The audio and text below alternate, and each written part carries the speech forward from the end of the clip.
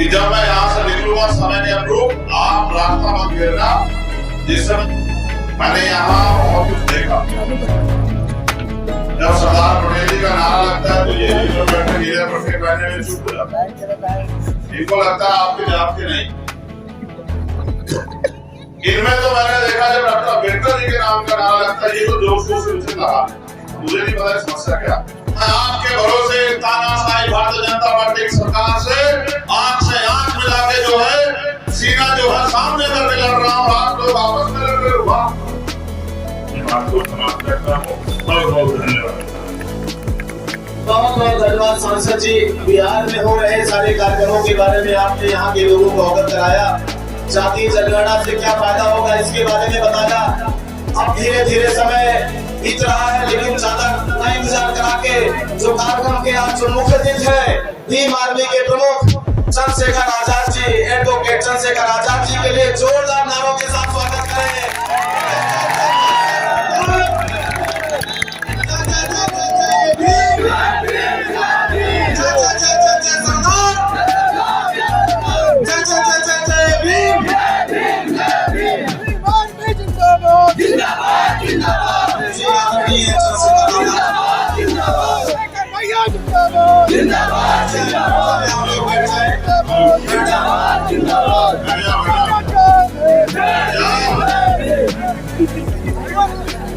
नारेबाजी से अगर जाती है जाती हो तो लोग ये जाते नारेबाजी करते हो आपके नाम में दान खाता हूँ।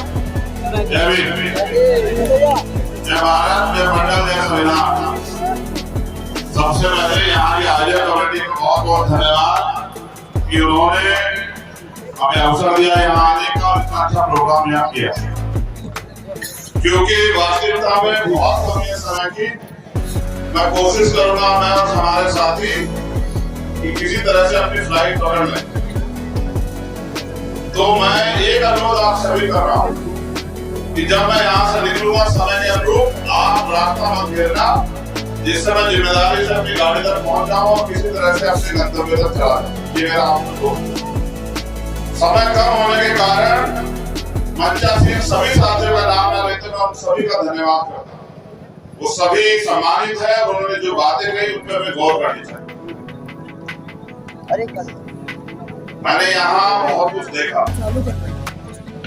जब सरदार पटेल जी का नारा लगता है तो ये जो बैठे नीले पट्टे पहने हुए चुप हो जाते हैं। इनको लगता है आपके आपके नहीं। इनमें तो मैंने देखा जब डॉक्टर अम्बेडकर जी के नाम का नारा लगता है ये तो जोश जोश से उछल रहा है। मुझे नहीं पता समस्या क्या। मैं पूरे संघर्ष से जो समझ पाया मैं उसमें बस 10 मिनट आपसे बात करूं। बाकी बात हमारे एमपी साहब ने, सदा सेना के अध्यक्ष जी ने, हमारे सम्मानित विधायकों ने, हमारे साथ जनरल जी ने और मेरी तरह नीरज भाई ने बस आपसे वही दो चार अपीलें की। वही मैं आपको करता हूं। बहुजन समाज में जो समय समय पे सदगुरु महापुरुष जन्मे उनको सबको नमन करते हैं, क्योंकि ये सरदार पटेल, महाराज सिंह भारती, भगवान बिरसा मुंडा और चौथे जो महापुरुष हैं जिनका जयंती समारोह हम लोग मना रहे हैं, मैं इनकी जात से नहीं इनके कर्मों से इनके संघर्ष से इनको जानता हूं। जात ना हमारे लोगों ने बनाई ना हमारे लिए बनाई। जो खुद को अम्बेडकरवादी कहते हैं उनको समझना चाहिए कि बाबा साहब अम्बेडकर का पूरा कॉन्सेप्ट रिलेशन ऑफ जिसकी बात नीरज भाई ने की।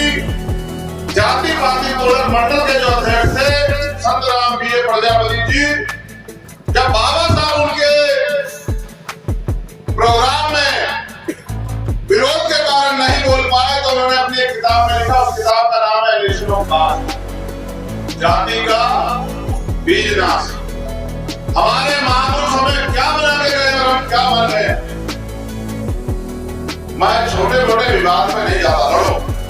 लड़ते रहो, लड़ना सीखो, लेकिन उनसे भी लड़ो जिन्होंने आपके अधिकार छीन रखे। उनके खिलाफ भी मोर्चा खोलो, जिनकी वजह से आप बेबसी, गुलामी, लाचारी, बदहाली का जीवन जीने के लिए मजबूर।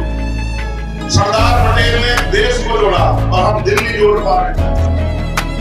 हम उनको, उनके वंशज खुद को कहते हैं, बताइए। अब बाबा साहब अम्बेडकर के वंशज खुद को कहते हैं, अपने 4-4 बच्चे कुर्बान करके, और हमें इंसान का जीवन जी देके गए।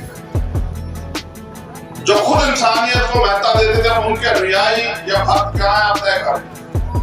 मेरे पूरे संघर्ष को आज आपने प्रतापगढ़ में जीरो कर दिया। जब मैं आपको देखता हूँ कि मैं रोज इस एकता के लिए लड़ता हूँ, पूरे देश में जाता हूँ, अन्याय के खिलाफ झंडा बुलंद करता हूँ, आपके सम्मान के लिए लड़ता हूँ, आप उस सारे संघर्ष को आज मिट्टी में मिला दिया आपने।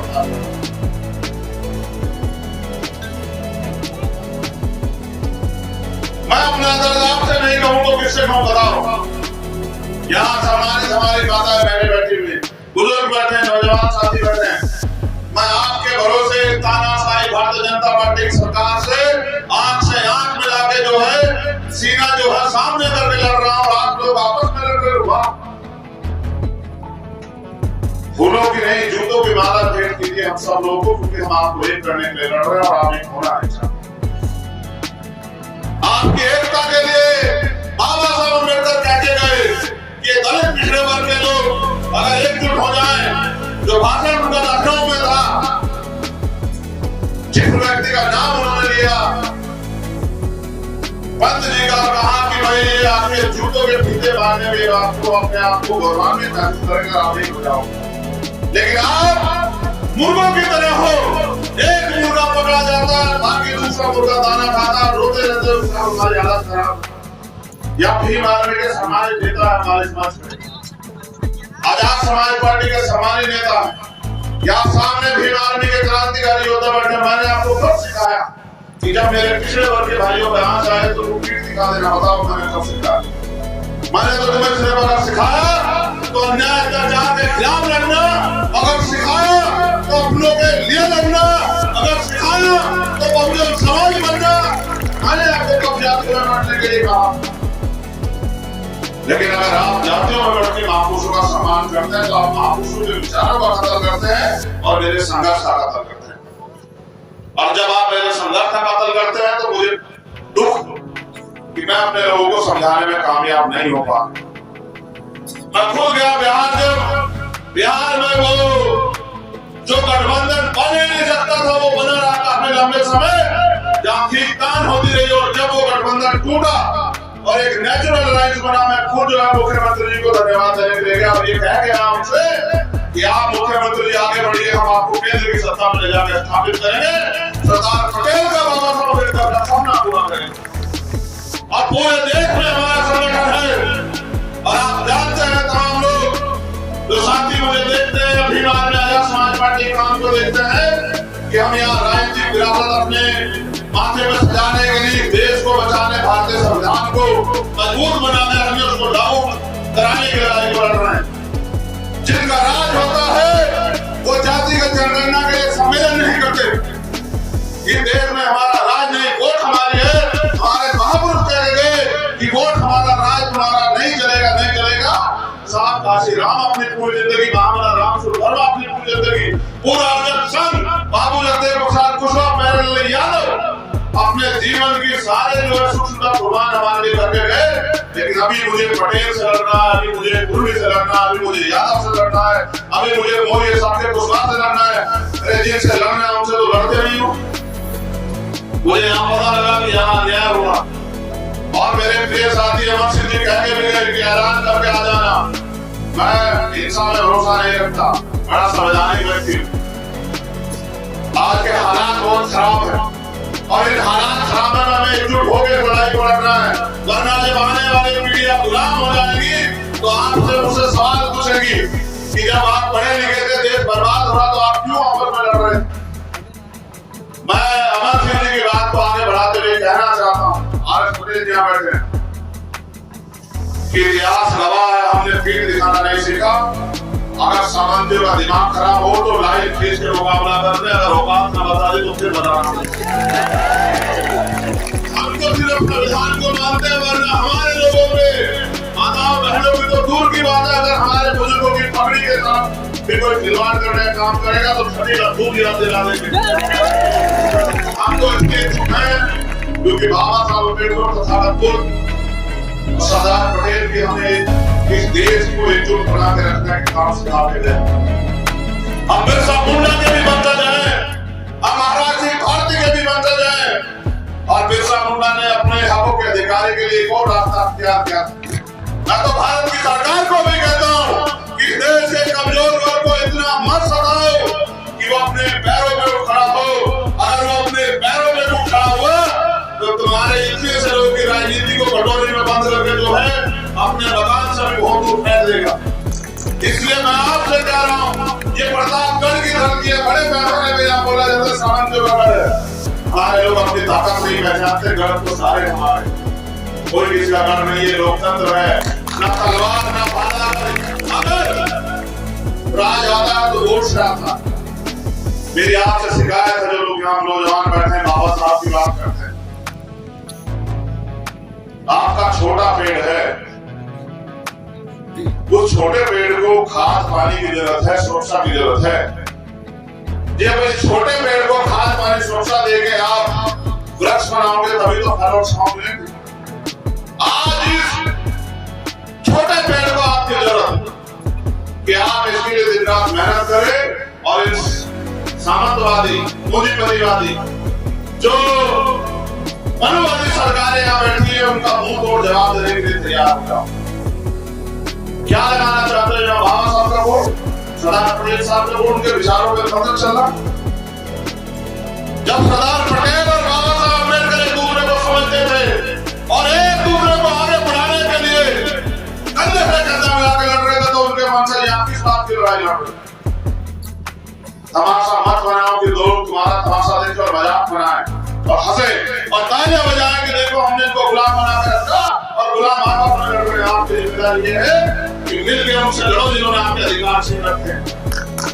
मैं आदरणीय एमपी साहब से वादा करता हूँ कि आपको सर्वप्रथम आपको आपकी सरकार को बधाई कि आप जातिगत जनगणना करा रहे हैं। ये बड़ा ऐतिहासिक कदम है और ये होना भी चाहिए। आपसे तो उम्मीद की जा सकती है, लेकिन मैं फिर आपसे कह रहा हूँ कि आप इस आंदोलन को तैयार करके आवाज दो। भीम आर्मी का कार्यकर्ता जो है जातिगत जनगणना हो, इस आंदोलन के लिए अपने प्राणों का बलिदान देने से भी पीछे नहीं हटेगा, मेरा ये वादा है। ये लड़ाई इस देश में शोषितों को शासक बनाने की लड़ाई है और मेरे कंधों में बड़ी जिम्मेदारी। आज मैं यहाँ खड़ा हूँ तो आप लोगों की देख रहे, मैं आपसे पूछ रहा हूँ कि मुझसे क्या उम्मीद करते हो कि थैले मेरे हाथ में पकड़ाते रहो और मैं अधिकारियों को फोन करता रहूं? ये लोकतंत्र है, आपके हाथ में ताकत है। आपको तय करना है कि आपको हार के बढ़ना चाहिए या वोट सामंती चाहिए जो आपकी मैंडेट लोकतंत्र निगाह में देखना आपके फैसला आपको आज लेना पड़ेगा। किनके लिए ताले बजाते हैं? 69,000 शिक्षक भर्ती होती है, 18,000 पद खा जाते हैं और तमाम नेता चुप रहते हैं, दलित पिछड़ों के अधिकार छिन जाते हैं। आज चिन्हित करके माइनॉरिटी के लोगों पे जो है बुलडोजर चलाया जाता है, सब लोग चुप है। जब तक आप निकम्मे नेताओं का साथ दोगे, जब तक आप जाति लेके साथ दोगे, तब तक मैं गारंटी से देता हूं कि न बाबा साहब अम्बेडकर का सपना पूरा होगा, न सरदार पटेल का सपना पूरा होगा। और अगर ये दो महापुरुषों को मानने वाले लोग एकजुट हो जाए तो मैं गारंटी देता हूं कि सिर्फ उत्तर प्रदेश का नहीं भारत का भूगोल बदलेगा। मैं यह प्रयास करूंगा कि 2024 में संभव। मैं फिर एमपी साहब से कहता हूं कि कहिए बिहार के आदरणीय मुख्यमंत्री हम देंगे समाजवादी सरकार को जवाब और दिल्ली को दिल्ली वो करे है ना, हम सब लोग उनका साथ देने के लिए साथ है। हाथ उठाए बताओ, साथ दोगे नहीं दोगे बताओ। उनके कार्यों की वजह से लोग उनसे बहुत प्यार करते हैं, मैं भी उनका दिल से सम्मान करता हूँ। वो गलत बारे में थे तो उनसे विरोध भी दर्ज कराता है, लोकतंत्र है। लेकिन मैं आपसे उम्मीद करता हूँ प्रतापगढ़ के लोगों, अगर वास्तविकता में इस लड़ाई को लड़ना, सरदार सेना के लोगों, भीम आर्मी के लोगों का इस लड़ाई को लड़ना है तो एक दूसरे के हाथ पकड़ो, काम करो। आपकी एकता ही हमें ताकतवर बना सकती, वरना फिर एक मरेगा, दूसरा तमाशा देगा, फिर दूसरा मरेगा, तीसरा तमाशा देगा, ये खेल चलता है। आज बेरोजगारी, महंगाई, भ्रष्टाचार, चीजें जो है चल रही है, क्योंकि सब सत्ता के बदौलत। आपके आने वाली पीढ़ियों का देश में क्या हो, संविधान की रक्षा की बात करते हो, संविधान की रक्षा संसद से होगी और ये मौका 2024 में आपके पास आ रहा है और आपको तय करना है कि आपको आर एस पटेल चाहिए या पटेल के नाम पे जो ठेका दिखाने वाले लोगों को चाहिए, ये आपको तय करना है। एक तरफ वो लोग हैं जो लड़ना चाहते हैं, एक तरफ वो लोग हैं। देखो मीडिया तो पूरे देश में बहुत सारा नील पटेल को ही प्यार करते हो, बताओ। ये तो यूट्यूब से चलाते हैं, आपका तो टीवी वाला मीडिया फिर नील पटेल को क्यों प्यार करते हो? उसका कारण मात्र एक है कि जो लड़ रहा है उसका साथ। मैं धन्यवाद देता हूँ यहाँ की सरदार सेना की टीम का, जिन्होंने मुझे अवसर दिया, लेकिन इस अवसर को एक दिन में नहीं छोड़ना।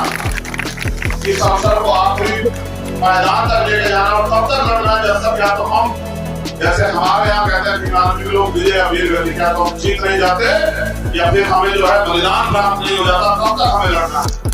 अब हमारी लड़ाई उस विचार से है जो इस देश में कमजोर वर्ग के लोगों को अधिकारों से वंचित रखना चाहता है। इसलिए मैं आपसे अपील करता हूँ, उन्हें मंच का धन्यवाद और मेरे टीम आर्मी के वीर सिपाहियों का, आजाद सरदार सेना के वीर सिपाहियों का बहुत बहुत धन्यवाद। लेकिन याद रखो, इतिहास आपसे सवाल करे कि जब इस देश को बर्बाद करने के लिए भारतीय जनता पार्टी के लोग घूम रहे थे और थोड़े थोड़े अवसर देके आपको लूटने काम कर रहे थे, तब भी आर्मी सरदार सेना के लोग क्या करते? अगर तुम आपस में नहीं एकजुट हो पा रहे हो तो फिर क्यों उम्मीद करते हो समाज एकजुट हो जाए? तुम तो अगर नहीं हो ना, जो लोग टोपी लगाए, नीला गमछा पहने, आप तो नेता होना समाज के, अगर आप एकजुट नहीं हो तो समाज कैसे एकजुट हो जाएगा बताओ? और आप एकजुट नहीं होंगे, जो लोग विचारक हैं, प्रतिभावान हैं, लड़ना चाहते हैं, घर बार तोड़ के संघर्ष कर रहे हैं, वो एकजुट नहीं होंगे, तो आप बताओ सरदार पटेल का एहसान है। और मैं वादा करता हूँ, मैं खुद सरदार पटेल का वंशज, जब मैंने इनको जाना पड़ा तब मुझे एहसास हुआ कितनी गंभीरता थी। वो चाहते तो हट कर जाते कि प्रधानमंत्री बने, लेकिन उनका त्याग इस देश के प्रति था, इसलिए हम उनको याद कर रहे हैं। और हम जयंती समारोह किनका मना रहे हैं? जिन्होंने अपने जो अपने लिए नहीं, समाज के लिए थे, देश के लिए थी। आप अपने लिए जीने वालों को कौन याद रखता है बताओ? तो एहसान फरामोश समाज और व्यक्ति देश में गलत होता है, समाज में भी गलत होता है। आप गलत मत बनो। मैंने आपको लड़ना सिखाया, हर होने वाले अन्याय के खिलाफ लड़ो और किसी भी बहन, कोई भी माँ, किसी भी जाति को उसका अपमान हो तो उसके ढाल बन के लड़ो, ये आपकी ताकत, ये सिखाया हमें बाप साहब ने। बहुत बहुत धन्यवाद। क्योंकि मेरा समय हो गया, मैं निवेदन करूंगा ये वाला रास्ता खाली कर दो। देखो भाई, मैं सिपाहियों पर भाग के चला जाऊंगा, आप रास्ता खाली कर दो। पंचायत सिंह सभी साथियों का धन्यवाद। जय भीम, जय भारत, जय मंडल, जय संविधान, जय सरदार। हमारी एकता जिंदाबाद, हमारी एकता जिंदाबाद, हमारी एकता